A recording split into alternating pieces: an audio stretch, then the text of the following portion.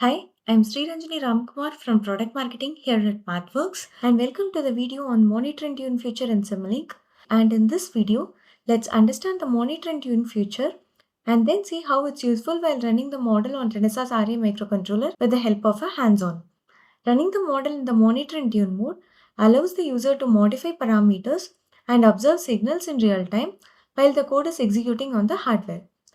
The model is deployed onto the microcontroller along with the server code that facilitates communication between the host computer and the controller.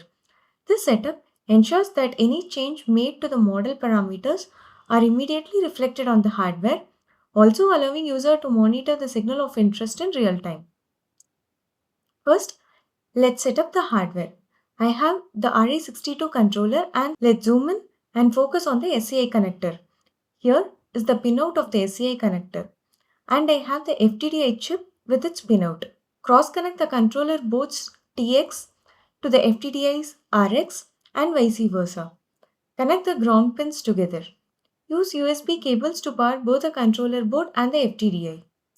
With the hardware set up, I have the Simulink model opened for this example, where I have the pulse generator and the sine wave block and a manual switch to toggle between these sources. The output then passes through a gain block controlled by a slider to adjust the amplitude and finally to an output connected to a dashboard scope for signal visualization. Now, let's open the configuration parameters and go to the hardware implementation tab. Select the hardware board. Expand the target hardware resources. Here is the placeholder to include the XML file generated from the RA Smart Configurator, which is used to configure peripherals. For this demo, we just need to set up the communication. So, let's quickly configure the UART in RA Smart Configurator. For that, you can either create a new RASC project by clicking on Create or locate an existing project if you already have one by clicking on the Browse. For this example, let's create a new project and launch it to view the settings. By default, the UART stack is added in the RA Smart Configurator project with the stack name RACIB UART, channel 9, and pins PD05 and PD06 corresponding to the TX and RX pins of the controller. If the project is not created from Simulink, user needs to manually configure all these settings as they are required to define communication between the controller and the FTDI module. Once configured, return back to the configuration parameters in Simulink and ensure to enter the same stack name, channel number under the connectivity tab of the hardware implementation. The COM port used for communication between FTDI and host computer can be found under the Windows Device Manager. Enter the same COM port number here as well.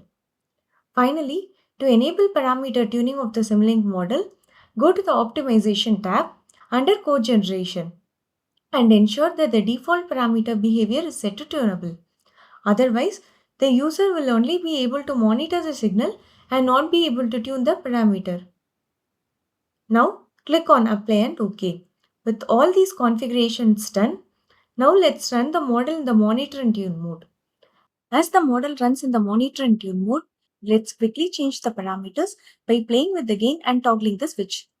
The modified parameter values are communicated to the target hardware immediately.